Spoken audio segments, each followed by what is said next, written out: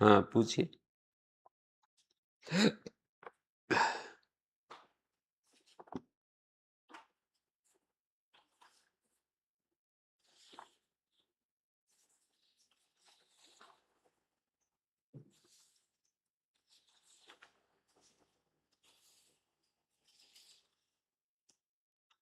हम्म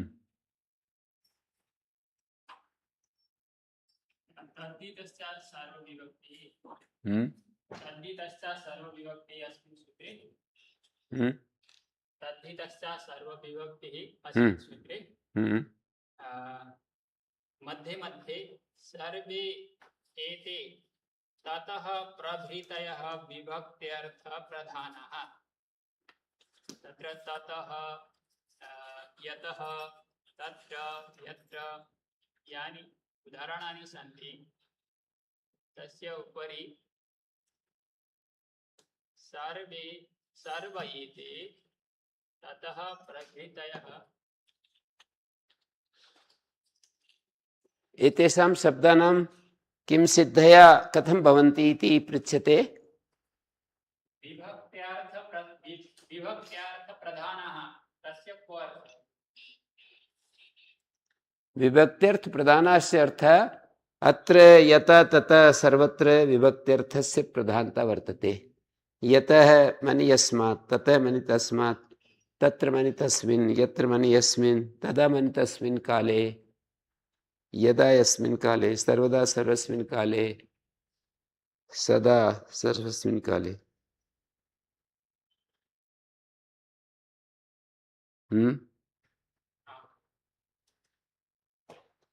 विभक्त्यर्थ प्रधान इत्यस्य विभक्त्यर्थस्य प्रधानता वर्तते।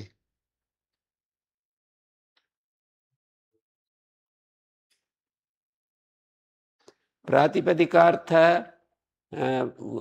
विभक्त्यर्थः अत्र पृथक् न दृश्यते इति कृत्वा प्रातिपदिकार्थः संपन्न, अतः प्रथमा एव आगच्छति पुनः।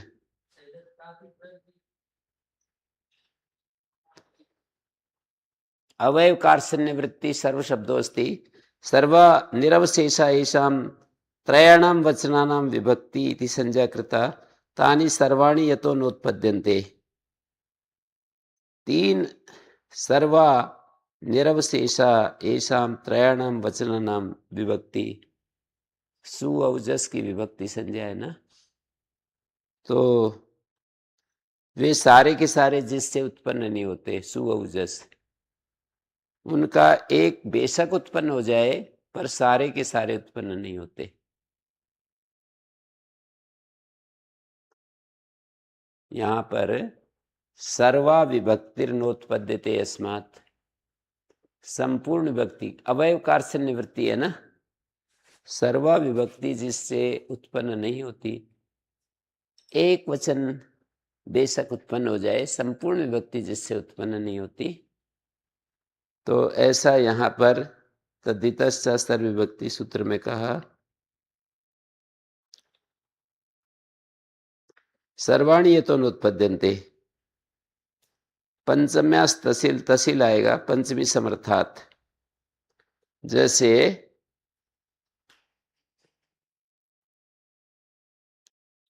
तत्शब्द है, पंचमी समर्थ है, पंचम्यास तसिल, पंचमी समर्थ से तसिल प्रत्यय हो गया। ये पूरा प्रातिपदिक हो गया। कृत तद्धित समासाश्च, सुपो धातु प्रातिपदिक, इसका लुक हो गया। तत् आगे तसिल, तसिल का तस बचा, ई और लय की संज्ञा होगी। विभक्ति के पर रहते त्यदादि नामा,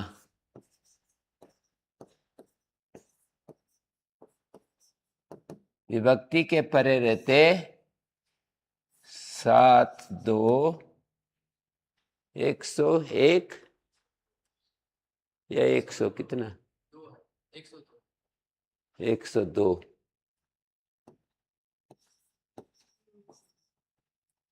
त्यदादि शब्दों को अकारादेश होता है विभक्ति के पहले। ये विभक्ति है। तस जो है प्राग दिशो विभक्ति से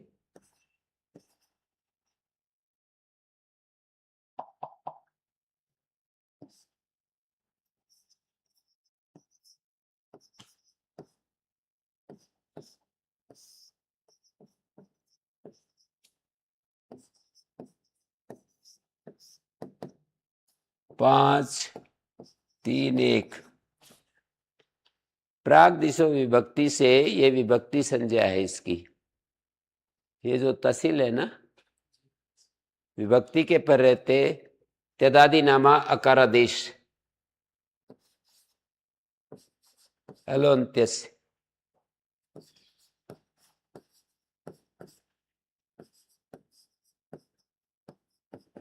एक एक 51 51 है, 52 है, क्या है?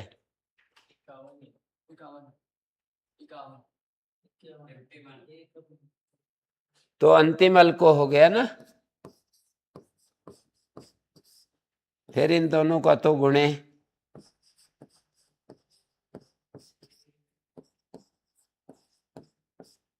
क्या है? 6 1 94।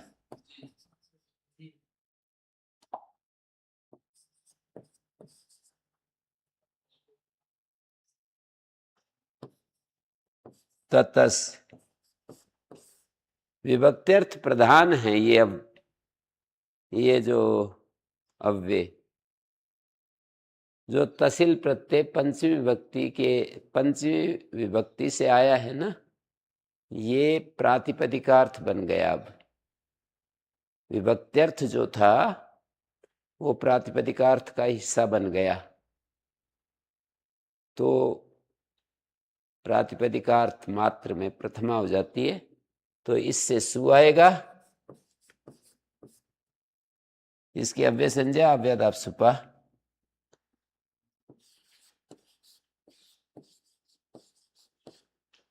अव्ययादाप सुपा कितनी संख्या है? 2 4 82।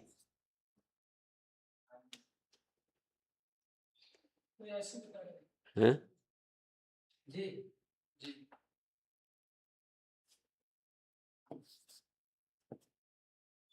तो ये इस तरह से सु का लुक हो गया। सुप्तिंगंतम पदम सुप्तिंगंतम पदम ससु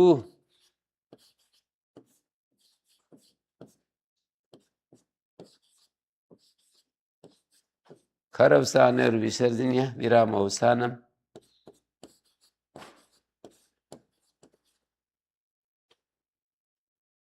खर अवसान और विसर्जनीय हो गया।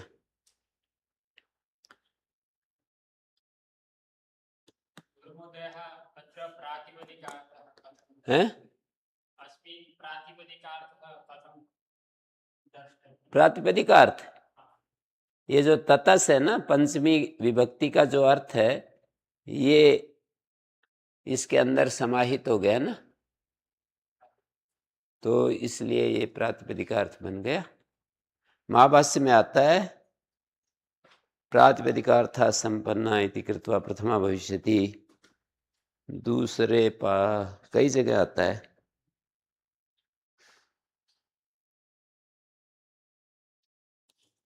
प्रातिपदिकार्था संपन्ना इति कृत्वा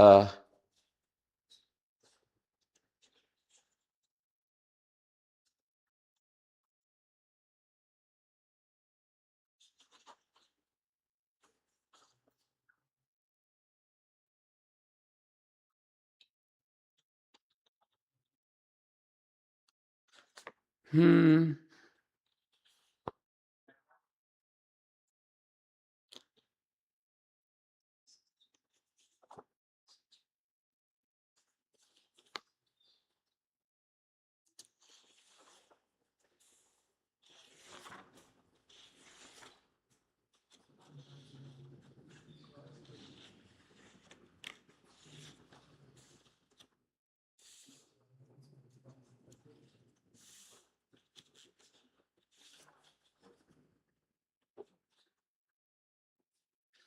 प्रातिपदिकार्था संपन्ना इति कृत्वा प्रथमा हो जाएगी और विभक्ति नहीं आएगी।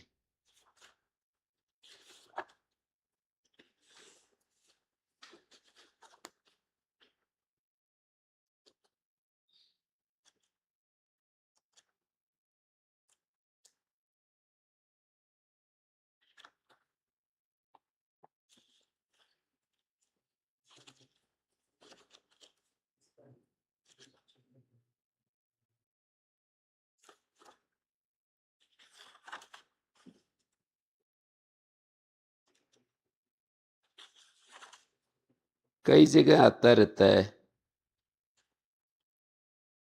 कि ये प्रातिपदिकार्थ हो गया तो इसमें प्रथमा विभक्ति प्राप्त होगी।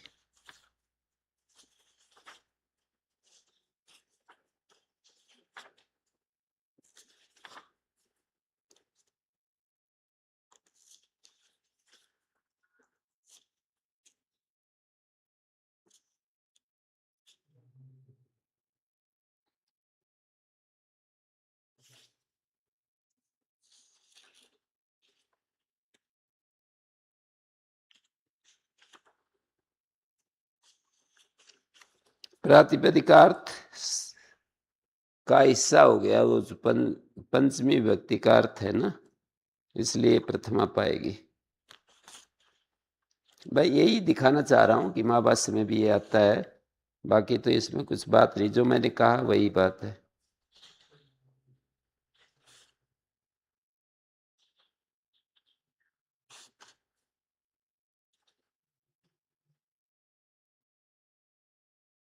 हम्म।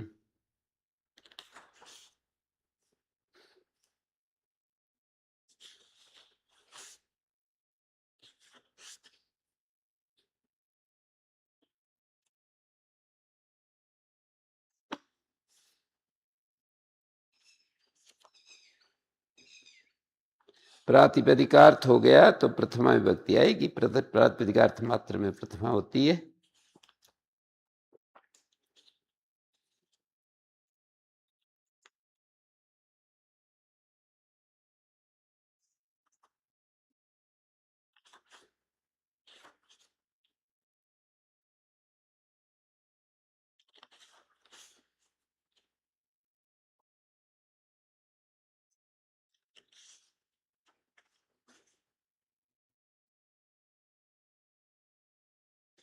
दो तरह की भाषा होती है। प्रातिपदिकार्थो व्यतिरिक्त इति कृत्वा प्रथमा न प्राप्नोति और प्रातिपदिकार्थ संपन्ना इति कृत्वा प्रथमा प्राप्नोति। कहीं कहीं प्रातिपदिकार्थ व्यतिरिक्त हो जाता है। व्यतिरिक्त माने प्रातिपदिकार्थ मात्र में प्रथमा होती है और कोई विशेषण जुड़ जाए, जैसे वीरा पुरुषा है या राज्या पुरुषा है, तो राज्या पुरुषा में पुरुष शब्द से प्रथमा नहीं पाएगी, क्योंकि राजा इस विशेषण से युक्त हो गया। पुरुष का शब्दार्थ, पुरुष शब्द का जो अर्थ है, राजा इस विशेषण से युक्त हो गया, तो पुरुष शब्द से प्रथमा नहीं पाएगी। क्यों नहीं पाएगी? क्योंकि व्यतिरिक्त हो गया, प्रातिपदिकार्थ मात्र नहीं रहा, राजा विशिष्ट पुरुष हो गया। तब उत्तर दिया कि वो तो वाक्यार्थ है, राजा का जो अर्थ है वो वाक्य का अर्थ है। प्रातिपदिकार्थो व्यतिरिक्त इति कृत्वा प्रथमा न प्राप्नोति, तो षष्ठी पाएगी तो उसका प्रतिषेध करो, क्योंकि प्रातिपदिकार्थ से जो व्यतिरिक्त अर्थ है उसमें षष्ठी होती है। षष्ठी शेषे सूत्र में ये कहा है कि प्रातिपदिकार्थ से जो व्यतिरिक्त अर्थ है, कस्तावत शेषः, वहां पर शेष शब्द का क्या अर्थ है? तो कहते हैं शेष शब्द का अर्थ है, काशी का देखो लेख निकाल के, षष्ठी शेषे सूत्र पर शेष का अर्थ बताया कुछ।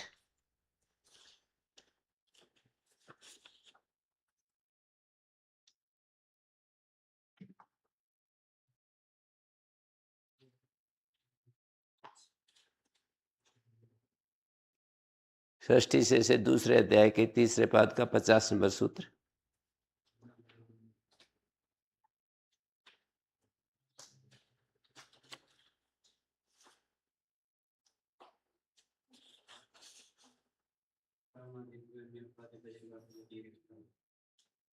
मिल गया?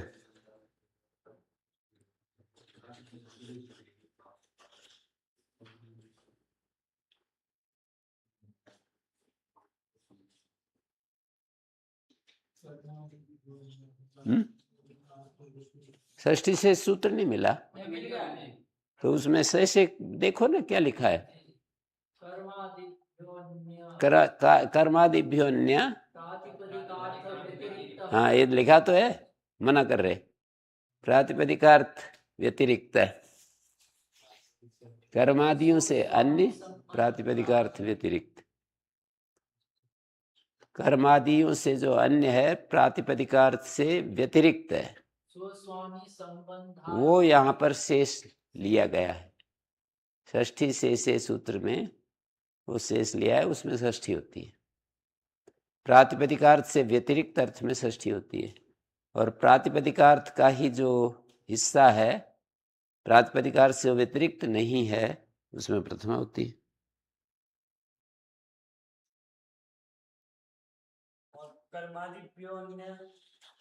कर्म करण संप्रदान आदि से भिन्न अर्थ होता है ना, वही शेष, वही संबंध को कहता है, शेष अर्थ वही है। मतलब कारकों से भिन्न, कर्मादि कारकों से जो भिन्न अर्थ है वो शेष लिया है ना। ऊपर प्रसंग क्या चल रहा है देखो, कर्मादि अर्थों में कर्मणि द्वितीया, कर्तिकणस तृतीया, चतुर्थी संप्रदाने, अपादाने पंचमी, सप्तम अधिकरणे च, इनमें ये अलग अलग विभक्तियां कहते चले जा रहे हैं। फिर बोले षष्ठी से तो कर्मादि अर्थों से अन्य जो बच गया वो अर्थ शेष है। कर्म में तो द्वितीय होती है, करण में तृतीय होती है, कर्ता में तृतीय होती है, अनभिहित में, अनभिहित कर्म में द्वितीय होती है, अभिहित में तो हमेशा प्रथमा होती है। किसके द्वारा अभिहित? तिंग कृत प्रत्यय के द्वारा, तिंग प्रत्यय कृत प्रत्यय के द्वारा अभिहित, उसमें प्रथमा होती है। तो अब ये कर्मादियों से अन्य अर्थ वो शेष होगा, उसमें षष्ठी होगी।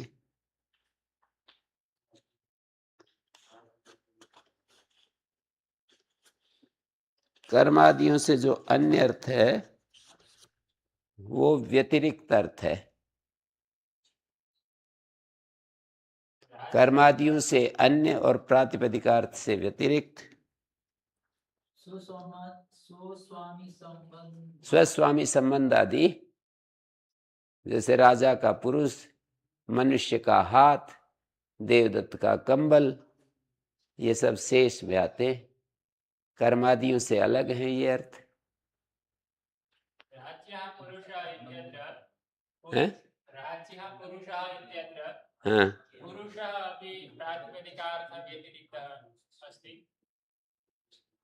नहीं वो पुरुष शब्द में ही राजा का विशेषण डल गया ना, प्रातिपदिकार्थ मात्र नहीं रहा, राजा का ये जो विशेषण है पुरुष में जुड़ गया। राज विशिष्ट पुरुष, पुरुष मात्र नहीं कह रहे, राज विशिष्ट पुरुष। और ऐसा ही ऐसी ही बात वीरा पुरुषा में भी है, वीरत्व विशिष्ट पुरुष, वहां भी प्रथमा नहीं पाएगी, ऐसा शंका उठाई है। उत्तर ये दिया कि इन सब प्रसंगों में वाक्यार्थ है, ये जो अतिरिक्त दिखाई देता है वाक्यार्थ है, और वाक्यार्थ को पद संस्कार वेला में नहीं कंसिडर करते। जो वाक्यार्थ होता है, जब पद संस्कार कर रहे हैं तो वाक्यार्थ को पद संस्कार करते समय ध्यान में नहीं लाते।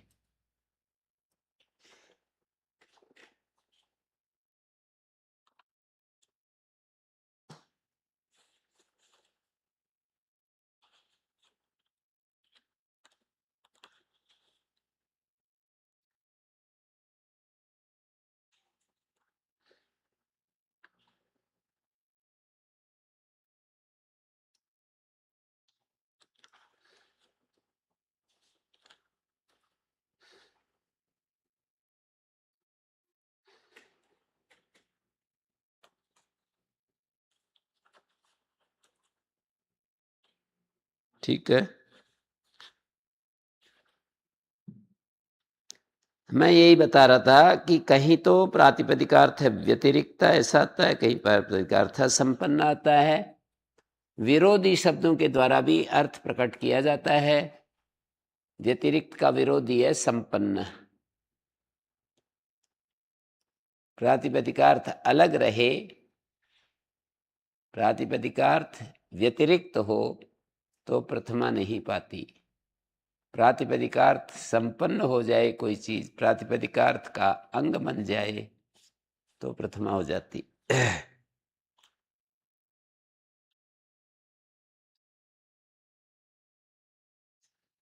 अभीता सो अर्था अंतर्भूता, ये दिया है, देखो कई जगह दिया है। अभीता सो अर्था अंतर्भूता प्रातिपदिकार्थ संपन्ना तत्र प्रातिपदिकार्थे प्रथमा इति प्रथमा भविष्यति, ऐसा दिया है।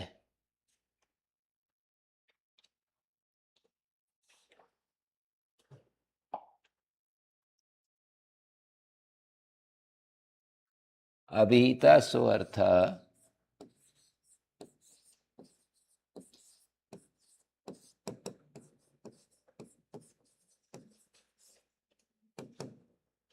अभीता सो अर्थ प्रातिपदिकार्थ संपन्न। सो अर्थो अंतर्भूत,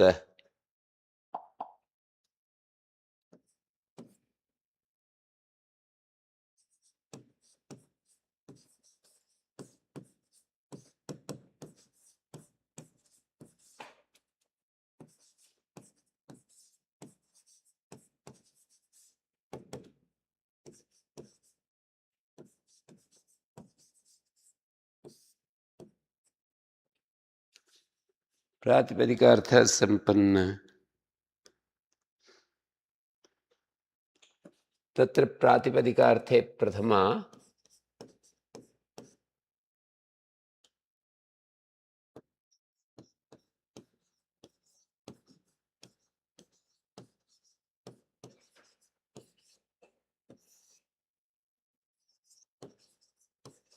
इति प्रथमा भविष्यति।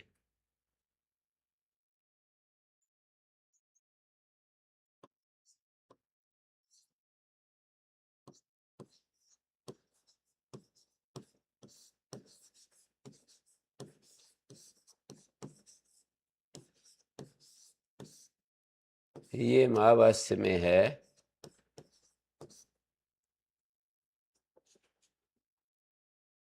पृष्ठ 331।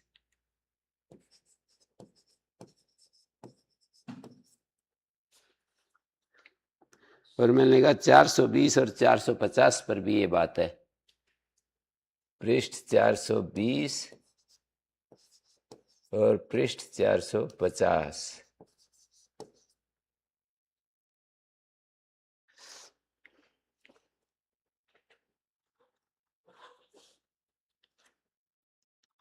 पतंजलि कार्य का पतंजलि जी 420 में भी ये बात आई।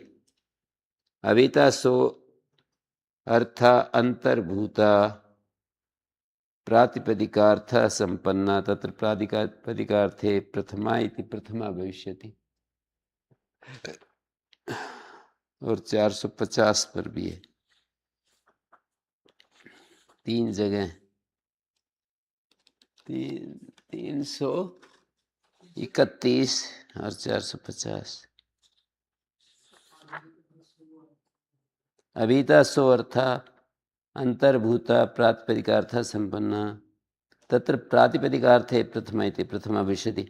बार बार जो है अंतर्भूता का मतलब प्रवृत्ति निमित्तत्व तद आश्रयत्व व प्रतिपन्न। प्रातिपदिक का जो प्रवृत्ति निमित्त है या तदाश्रयत्व को प्राप्त हो गया।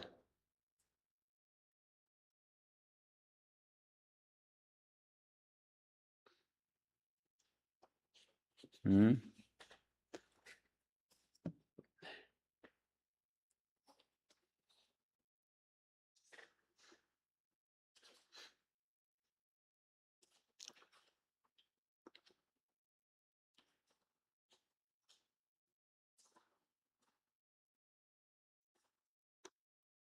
तदा यदा सर्वदा, ये सर्वैकान्त्य तदा कालेदा, पंचम्यास्तसिल, सप्तम्यास्त्रल, सप्तम्यंत से त्रल आएगा,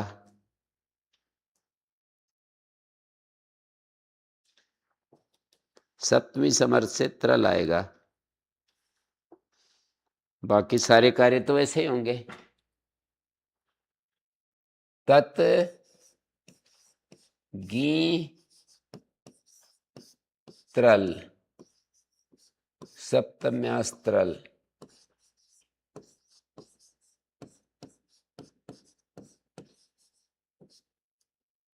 पांच, तीन, कितना है, 9। उसमें मैंने कर दिया था क्या, तहसील, पंचम्यास तहसील नहीं लिखा, पंचम्यास तहसील, 5, 3, 7।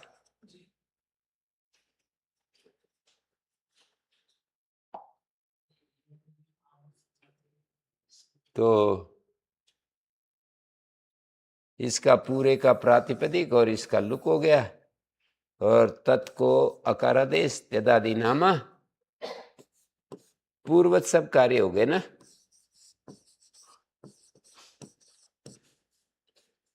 त्रल इत्यस्य विभक्ति संज्ञा, त्रल इति विभक्ति,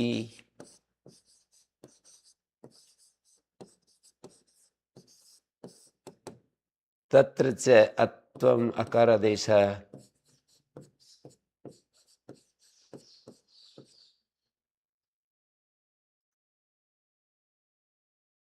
पररूपादिकम।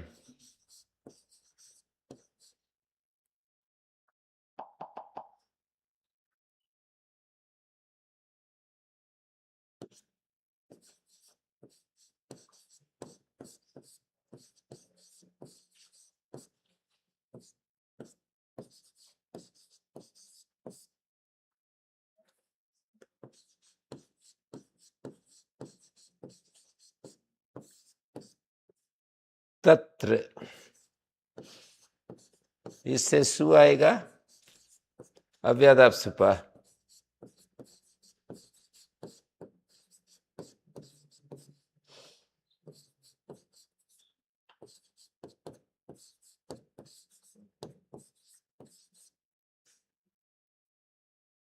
तत्र बच गया बस।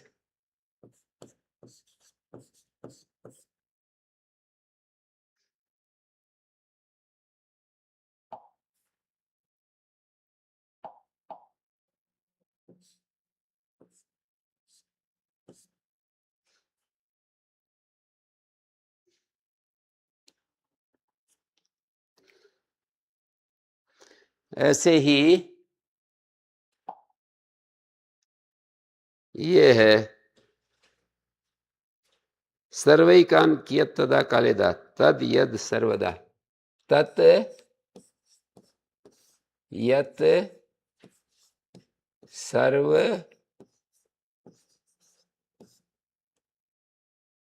दा, दा और दा, सर्वैकान्य किम यत तदा कालेदा,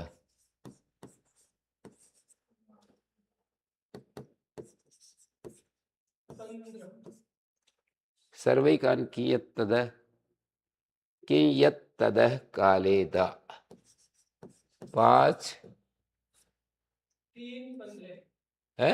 5, 3, 15। हाँ वो तो लिख रहा हूं मैं, काले दा, 5, 3, 15 15।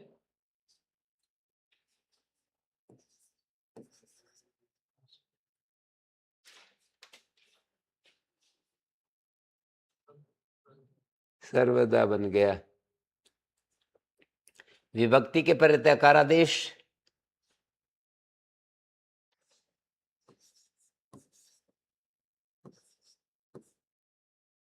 विभक्ति संज्ञायाम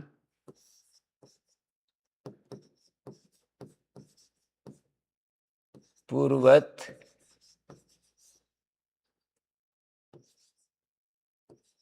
अकारादेश है।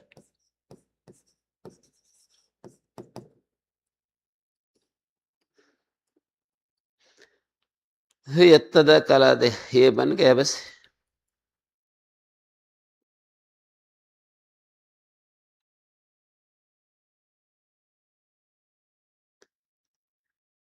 ये जो प्रथमाती है ना, जैसे इनसे प्रथमा आएगी तो प्रथमा सु औजस नहीं आती, केवल सु ही आती है। क्यों? संख्या विशेष न होने से। दो अर्थ तीन अर्थों को कहने के लिए द्विवचन बहुवचन आता है, तो संख्या विशेष यहाँ नहीं है तो औत्सर्गिक एक वचन हो जाता है। एक वचनम उत्सर्गता करिष्यते। संख्या विशेष के अभाव होने से सारी विभक्ति नहीं आती, संपूर्ण विभक्ति नहीं आती। ऐसे नहीं बोलूंगा सब विभक्तियां नहीं आती, ऐसे नहीं बोल रहा हूं। संपूर्ण विभक्ति नहीं आती। सर्वा विभक्ति नोत्पद्यते। एक वचनम उत्सर्गता करिष्यते इति भाष्यकार वचनात् एक वचन मात्रम आगच्छति। एक वचन मात्र होगा। औ और जस कब होगा? जब दो अर्थ होंगे, संख्या विशेष की विवक्षा होगी तब द्विवचन आएगा, बहुत अर्थों की विवक्षा होगी तो बहुवचन आएगा। ऐसा कह रहे हैं।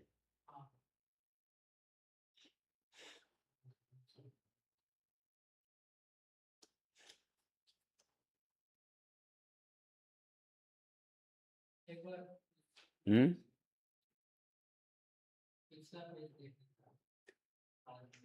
इन अव्ययों से सु ही क्यों आता है अंकुश? अव्ययों से सु ही क्यों आता है? औजस विभक्ति क्यों नहीं आती? जहाँ पर अर्थ का निर्धारण वहाँ पर आता है औजस। दो के अर्थ में, बहुत के अर्थ में वहाँ पर औजस है। आप लोगों को सुन जाता है? अब ये जो बोलता है आप लोगों को सुन जाता है? नहीं, मैं तो नहीं सुना। नहीं, वैसे पूछ रहा हूँ मैं तो। दो अर्थ कम के से लिए कम से बोल रहे हैं, थोड़ा जोर से बोल रहे हैं। नहीं, मैं वो नहीं पूछ रहा हूँ। मैं तो अपने कान का परीक्षण कर रहा हूँ। कभी ऐसा हो कि मेरा ही कान कम सुन रहा हो और आपका तो सुन जाता है। आपको सुन जाता है? तो पढ़ रहे हैं, हैं? सुनाई पड़ रहा है। यहाँ तक नहीं सुनाई पड़ रहा है, यहाँ पे नहीं। नहीं पढ़ रहा है? फिर तो मेरा कान गए इसका मतलब। वो कह रहे हैं वहां पे सुनाई नहीं दे रहा। नहीं, उनको सुनाई नहीं पड़ रहा है सामने। आपको सुनाई तुम्हें सुनाई पड़ता है? नहीं, वैसे आपको भी कम ही सुनाई पड़ रहे हैं। स्पष्ट तो नहीं।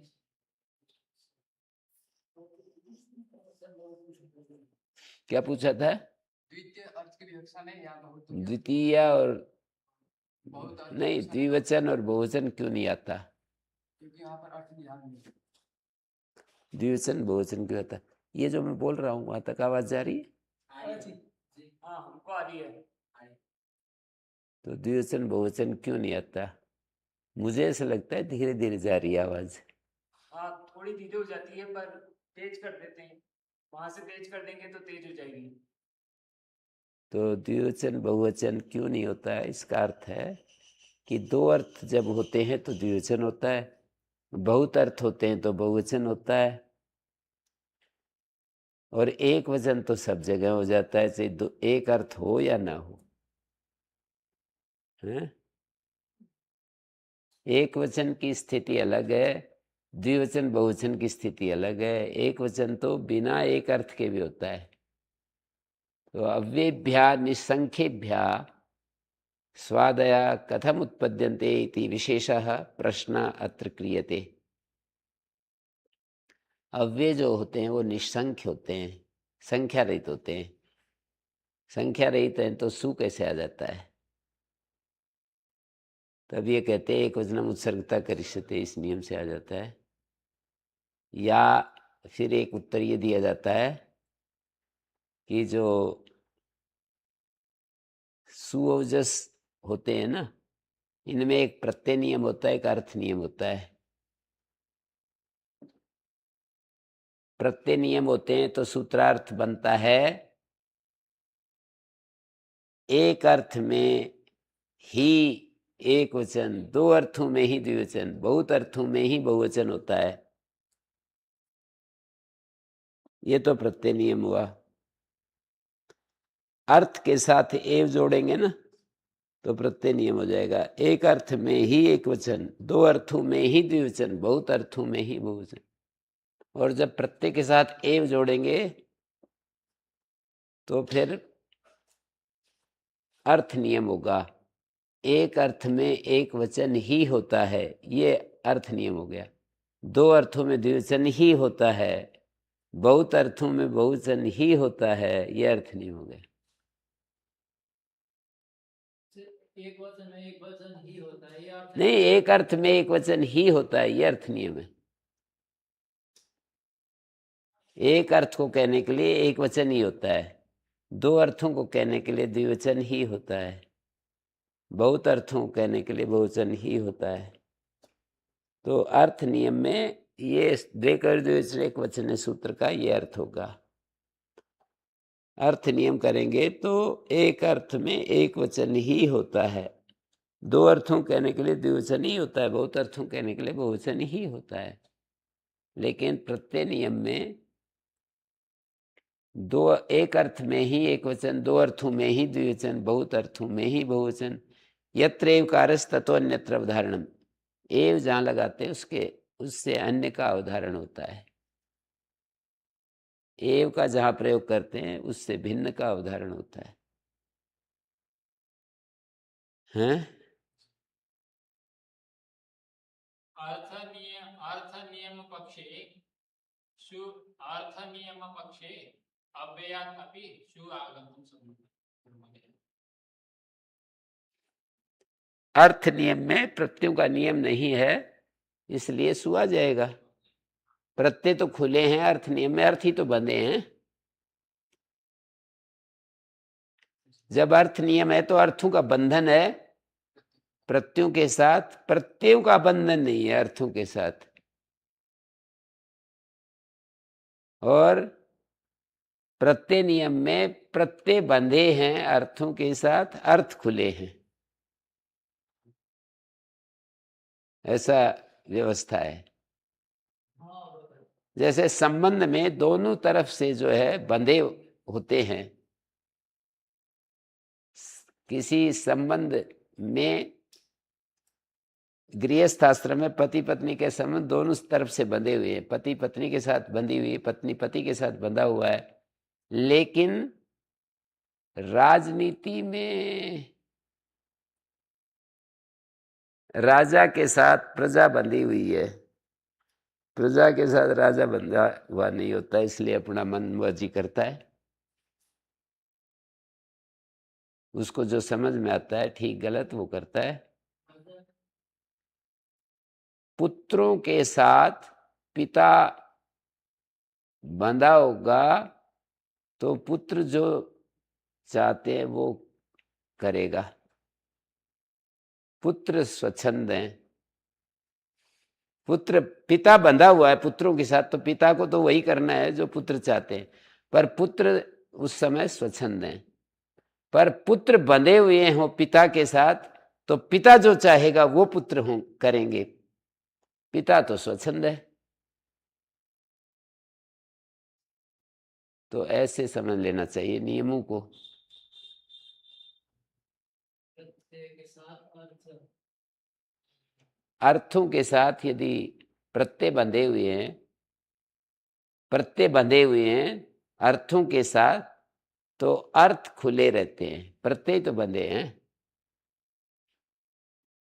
प्रत्यय अर्थ के साथ बंध गए तो प्रत्यय का नियम हो गया, अर्थ से अन्यत्र प्रत्यय नहीं जाएंगे। पर अर्थ यदि प्रत्ययों के साथ बंधे हैं तो प्रत्यय खुले हैं, प्रत्यय कहीं भी जा सकते हैं, बिना अर्थ के भी जा सकते हैं। अर्थ ही तो बंधे हैं, प्रत्यय थोड़ी बंध रहे हैं। पिता ही तो पुत्र के साथ बंध रहा है, पुत्र थोड़ी बंध रहा है पिता के साथ। तो इसलिए पिता की इच्छा के विपरीत भी कहीं अपना जो भी इच्छा होती है उसकी करता है। तो इस तरह से किसी किसी रिलेशन में ऐसा होता है। यहाँ पर अर्थ और प्रत्यय दो है ना। समाधान किया, सुपाम कर्मादयुप्यर्था संख्या चैव तथा तिगाम प्रसिद्धो नियमस्तत्र नियमः प्रकृतेषु वा। वहां पर अर्थ नियम प्रसिद्ध है, प्रत्यय खुले हैं, इसलिए प्रत्यय बिना संख्या वालों से भी आ जाते हैं। संख्या न होते हुए भी, संख्यार्थ न होते हुए भी निसंख्य अव्ययों से भी सुअवजस आदि आ जाते हैं। नियमा प्रकृतेषु वा, अथवा तुल्य जातीयापेक्ष नियम होता है। जब यूं प्रत्यय नियम में भी कोई दोष नहीं, ऐसा दिखा रहे हैं। यूं कहेंगे कि दो अर्थों में द्विवचन, दो अर्थों में ही द्विवचन होता है। इस नियम के दो स्वरूप हो सकते हैं। दो अर्थों में ही द्विवचन होता है, एक अर्थ में ही एक वचन होता है, बहुत अर्थों में ही बहुवचन होता है, नान्यत्र। यदि ऐसा लगा देंगे तो नियम बहुत ही व्यापक हो जाएगा, वाइड हो जाएगा, बहुत लंबा चौड़ा हो जाएगा। पर मैं यूं कहूं, दो अर्थों में ही द्विवचन होता है, ना तो एक में ना बहुत में। एक अर्थ में ही एक वचन होता है, ना तो दो अर्थों में ना बहुत अर्थों में। बहुत अर्थों में ही बहुवचन होता है, ना तो एक अर्थ में ना दो अर्थ में। तुल्य जातीयापेक्ष या प्रकृत अपेक्ष नियम करेंगे ना, प्रकृत अपेक्ष, वहां पर जो प्रसंग में प्रकृति की अपेक्षा से नियम करेंगे तो कोई दो दिक्कत नहीं आएगी। दो अर्थों में ही द्विवचन होता है, ना तो एक अर्थ में ना बहुत अर्थ में। तो ये नियम अव्ययों के ऊपर लागू ही नहीं होगा जहां अर्थ है ही नहीं। ये नियम तो वहां लागू होगा जो अर्थ वाले शब्द हैं। अव्यय तो संख्या रहित और कर्मादि कारक रहित हैं, तो वहां ये नियम लागू नहीं होगा। संख्या रहितेभ्य कर्मादि कारक रहितेभ्य, यानी संख्या रहितेभ्य और कारक रहितेभ्य शब्देभ्य द्विवचनादीनि नोत्पत्स्यन्ते। एक वचन, द्विवचन, बहुवचन जो सुअवजस इत्यादि हैं उत्पन्न नहीं होंगे।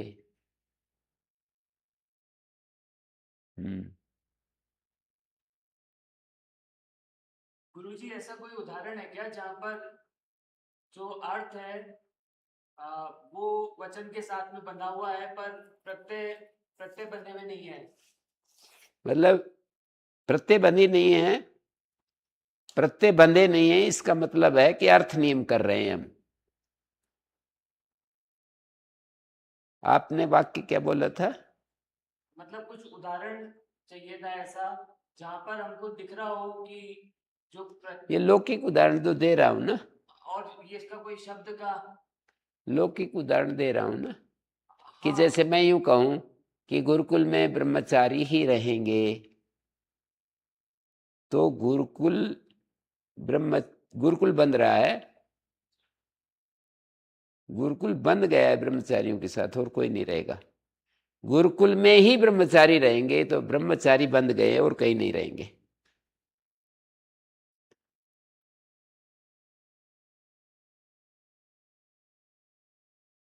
ऐसे दो अर्थों में ही द्विवचन होता है, द्विवचन और कहीं नहीं जाएगा।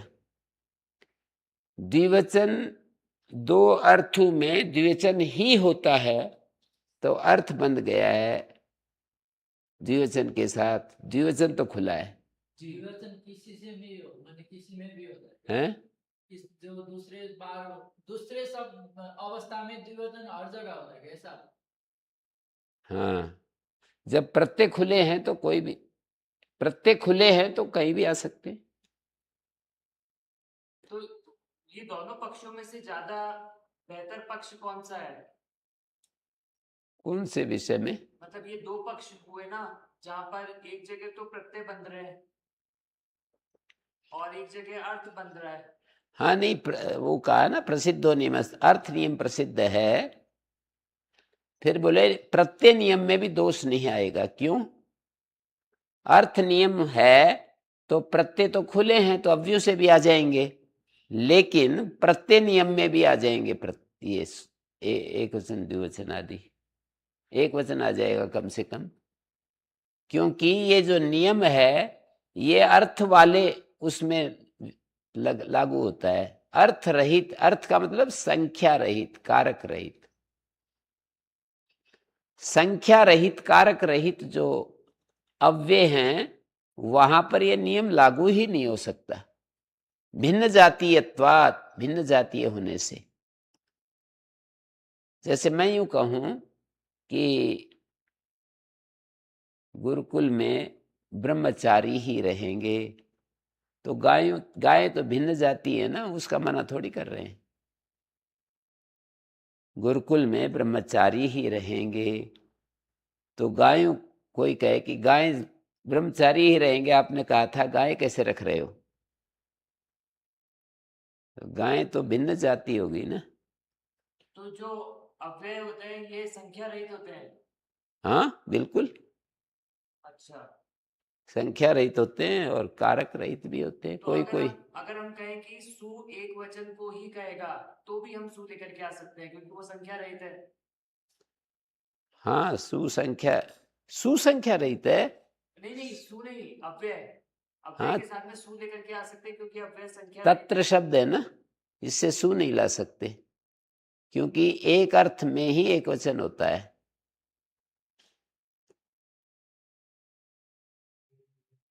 अर्थ ही नहीं तो एक वचन कहां से आएगा? या एक अर्थ में एक वचन ही होता है, दो अर्थों में द्विवचन ही होता है।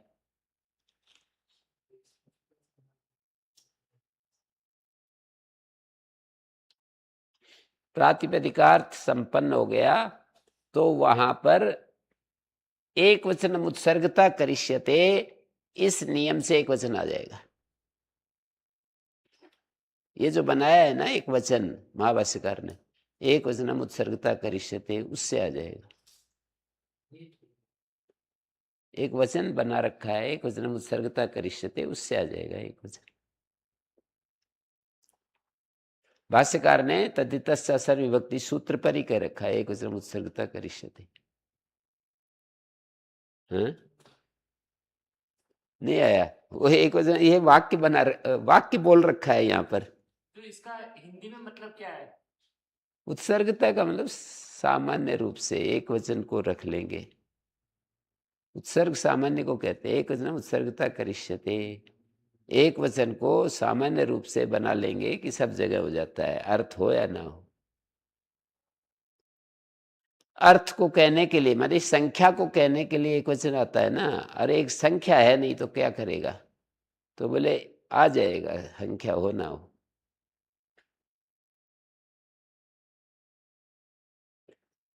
पंचम्यर्थ जो है ना जी, वो इसमें समाहित हो गया, प्रातिपदिकार्थ संपन्न हो गया।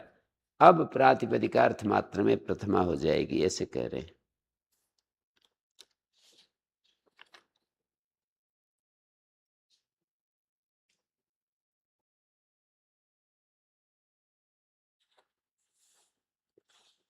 कृन्मे जनता कत्वा तोषुन कसुना, और कुछ कत्वा तोषुन और कसुन जो है ना, ये अव्यय संज्ञक होते हैं। कृत्वा ऋत्वा, ये कत्वा तोषुन कसुन प्रत्यांत जो शब्द रूप है ना, प्रत्यय ग्रहण तदंत ग्रहणम, तो तदंत की अव्यय संज्ञा होगी। कत्वा तोषुन कसुन प्रत्यय हैं और प्रत्यय ग्रहण तदंत ग्रहणम।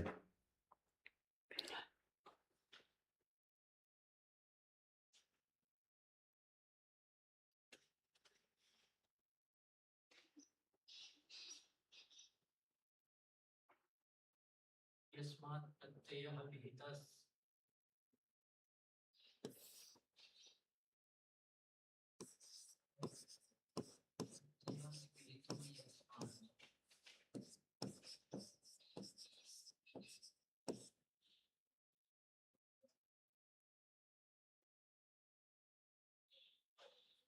ये जो है प्रातिपदिकार्थ हो गए, विभक्त्यर्थ प्रातिपदिकार्थ का हिस्सा हो गया।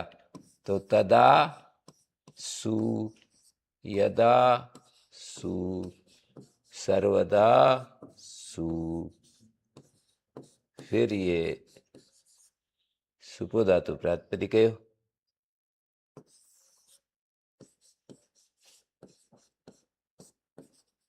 नहीं, अव्यदाप सुपा।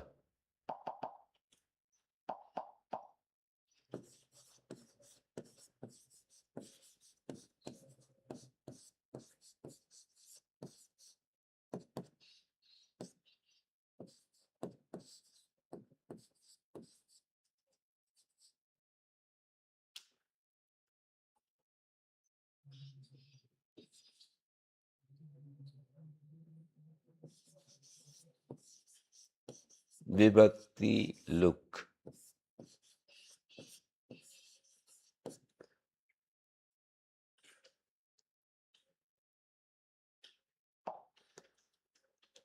जैसे क्री धातु है, त्वा प्रत्यय अनिट धातु है, इसलिए एकाच उपदेशन उदात्तात शुका किति भी लग सकता है। यहां तो स्त्री और उगंत हो ना, तो इट नहीं होता।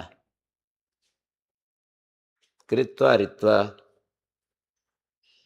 तो सुन, पुरा सूर्य सुदेतो राधेया, उदेतो उत्पूर्वक इण धातु तो सुन प्रत्यय भाव लक्षणे स्थेन क्रिये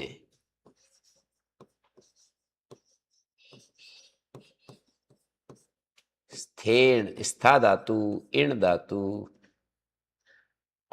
स्थेन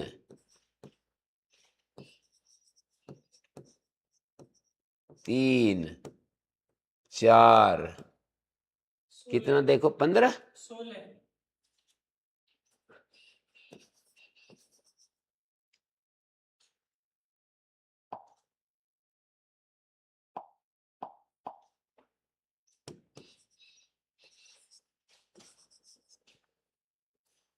ये में आया ना स्था धातु इण धातु तय को झलाम जसवंते,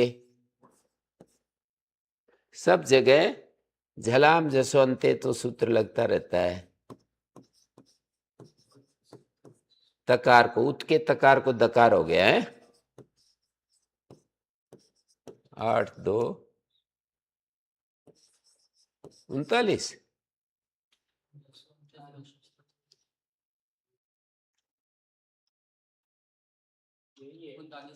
है। तो तय को दय हो गया, और ये इण है, इसको गुण हो गया। इण को गुण सार धातु का धातु कहो।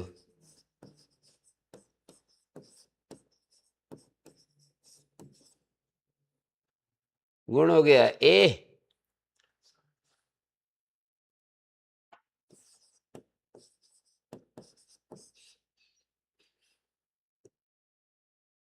ये मिला दो, उदे तो सु आएगा अव्यदाप सुपा। अव्यदाप सुपा सु का लुक हो गया। इस से को उदे तो रू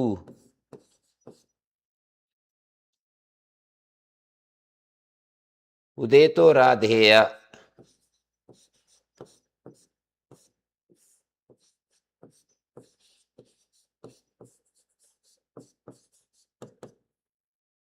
क्या है? पूरा सूर्य, सूर्य के उदय होने से पहले अग्नि का आधान करना चाहिए। पूरा पहले। पूरा वत्सा नाम अपा करतो हो, बछड़ों को हटाने से पहले, दूध के लिए छोड़ते हैं ना उनको, बछड़ों को गाय से हटाने से पहले कुछ करना की बात है। वत्सा नाम अपाकर्तो पुरा, बछड़ों के अपाकरण, अपाकर्तो अप आंग, गए तो चला जाएगा, क्री तो सुन, किससे हुआ, भाव लक्षण स्थेन क्रिय, क्री धातु आई ना, भाव लक्षण स्थेन क्रिय धातु आ गई ना, तो सुन प्रत्यय हो गया।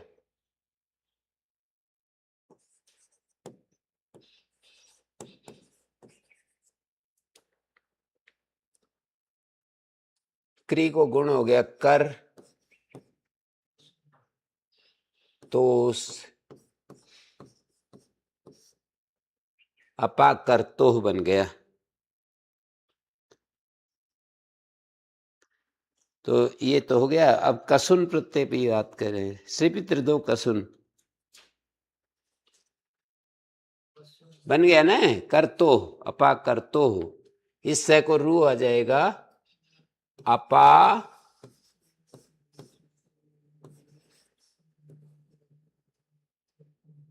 कर तो हो,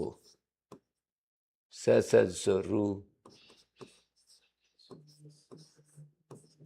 अपा कर तो हो,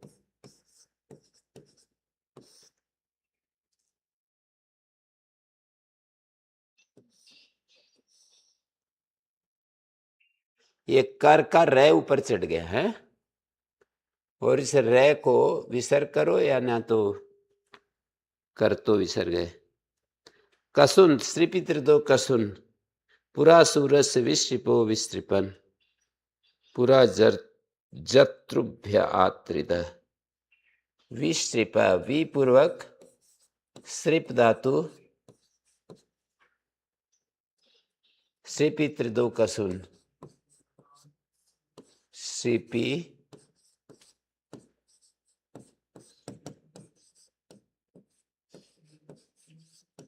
तीन चार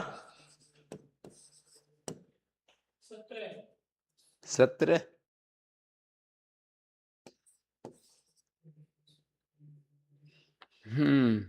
तो विश्रिप कसुन,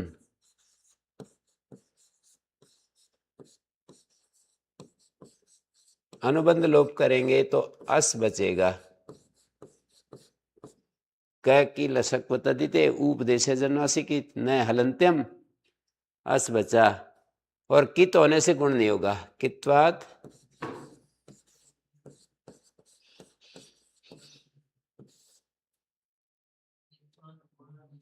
गुण निषेधा, कंगति च से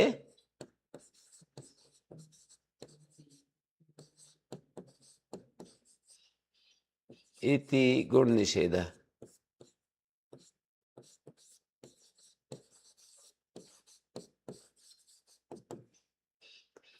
तो बन गया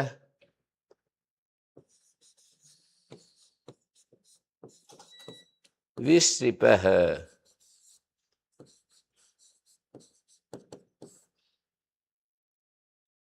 और पूरा जत्रुभ्य आत्रिद,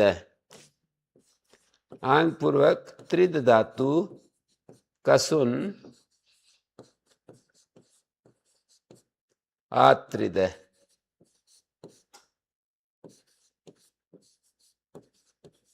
त्रिद धातु में भी गुण नहीं होगा, जैसे स्त्रिप में नहीं हुआ ऐसे त्रिद में नहीं होगा।